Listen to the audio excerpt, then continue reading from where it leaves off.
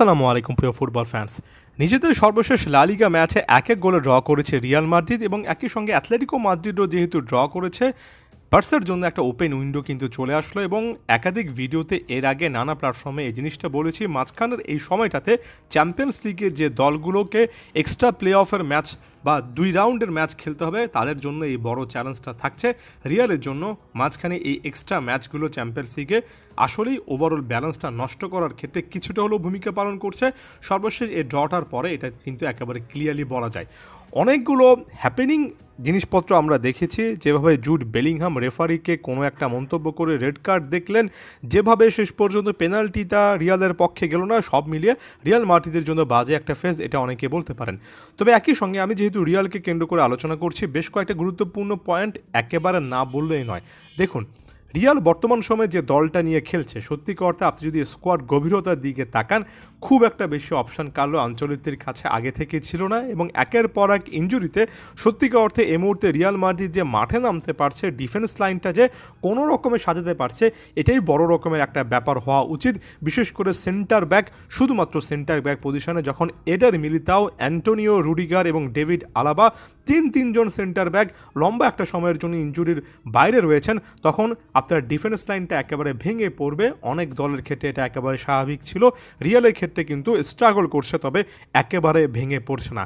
মাঝখানে যেভাবে Raul Asencio 22 বছর বয়সে এই সেন্টার ব্যাকের আমরা উত্থান দেখেছি, সেটা রিয়াল মাদ্রিদ একটা পজিটিভ ভাইব আকারে নিতে পারে। তবে এই যে বললাম, আপনার দলে এত 3 জন বড় মাপের সেন্টার ব্যাক থাকার পরে তারা যখন ইনজুরির কারণে ম্যাচের পর ম্যাচ মিস করছেন, এখানে আঞ্চলিকদের উপর একটা অ্যাডেড প্রেশার আছে, যেটা ক্লিয়ার কাটভাবে লা লিগার সর্বশেষ ম্যাচগুলোতে দেখা যাচ্ছে। চ্যাম্পিয়ন্স লিগে এখন পর্যন্ত দেখা যায়নি। ম্যানচেস্টার সিটির পক্ষে এত সমস্যার মাঝেই কিন্তু রিয়াল মাদ্রিদ প্রথম ম্যাচটা বের করে এনেছে। ব্যাপারটা শুধু মাত্র এখানেই সীমাবদ্ধ নয়। আপনি দানি কারবাহাল, যিনি কিনা গত সিজনে একেবারে দুর্দান্ত ফুটবল খেলেছেন, কিংবা লুকাস ভাস্কেস, যিনি কিনা রিয়াল মাদ্রিদের জন্য এমন সিচুয়েশনে খুবই গুরুত্বপূর্ণ একজন ফুটবলার, তাকেও যখন ইনজুরির কারণে মিস করেন, রাইট ব্যাক পজিশনে আপনি যাদেরকে খেলাচ্ছেন, যেমন এ ম্যাচও স্টার্টিং লাইনআপে ফেদে ভালভার্দে স্টার্ট করলেন ওই পজিশনে।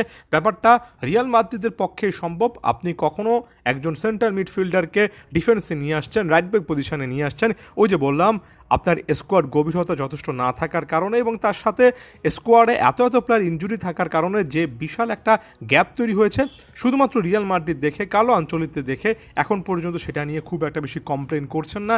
নিশ্চিত করে বলতে পারি, অন্যান্য কোচ হলে এতক্ষণে এই ব্যাপারগুলো বারবার করে ইঙ্গিত করতেন। মিডফিল্ডে টনি ক্রুস যাওয়ার পরে এখানে বড় একটা শূন্যতার জায়গা আছে। হ্যাঁ, আপনি অনেক মিডফিল্ডারকে এখানে খুঁজে পাবেন, তবে মিডফিল্ডে একেবারে precision, accurate final third delivery দেওয়ার ক্ষেত্রে একটা প্রোফাইল যে একেবারে মিসিং। লুকা মদ্রিচ এখন পর্যন্ত সার্ভিস দিলেও এখানে জুড বেলিংহামের উপর যে একটা এক্সট্রা প্রেশার আছে, এটা নিয়ে বিন্দুমাত্র কোনো ডাউট করার জায়গা নেই। ফাইনাল থার্ডে ভিনিসিয়াস জুনিয়র, রড্রিগোর মতো প্লেয়াররা আছেন, হয়তোবা আর্দা গুলের কিংবা ব্রাহিম ডিয়াজের মতো প্লেয়ার যারা নিয়মিত একাদশে কিছুটা হলো বদলি হিসেবে সুযোগ পান, তাদের কথা আপনি বলতে পারেন। তবে নাম্বার 9 একেবারে সেন্টার ফরওয়ার্ড মুভমেন্টের ক্ষেত্রে কিলিয়ান এমবাপ্পেকে রিপ্লেস করার মতো আরও একটা অপশান এখানে হয়তোবা থাকার দরকার ছিল।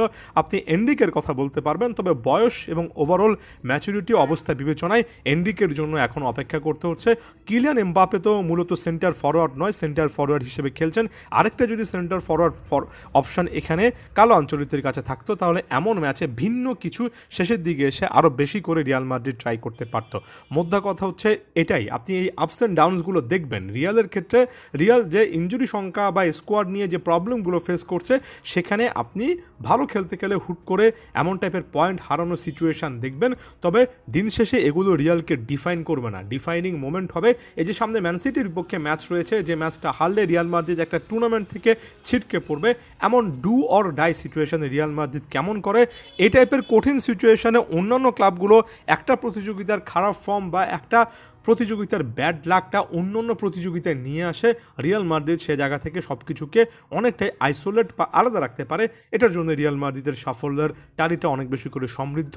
এখন পর্যন্ত রিয়ালের এই মাঝে মধ্যে পা হরকানোটা আমার কাছে সবচেয়ে নেগেটিভ কোনো ব্যাপার বলে মনে হয় না, বরঞ্চ আরও অপেক্ষা করতে হবে এবং একই সঙ্গে মাথায় রাখতে হবে যে রিয়াল মাদ্রিদ আসলে কোন ডিফেন্স লাইনটা এবং কী পরিমাণ আসলে লিমিটেড রিসোর্স নিয়ে খেলছে এবং এটার ইম্প্যাক্টটা আসলে কি এতটা নেগেটিভলি পড়ছে কার্লো আনচেলত্তি এবং রিয়াল মাদ্রিদের কাছে। অন্তত এই জায়গায় রিয়াল মাদ্রিদ ফ্যানেরা এখন পর্যন্ত নির্ভরতা পেতেই পারেন। ধন্যবাদ সবাইকে।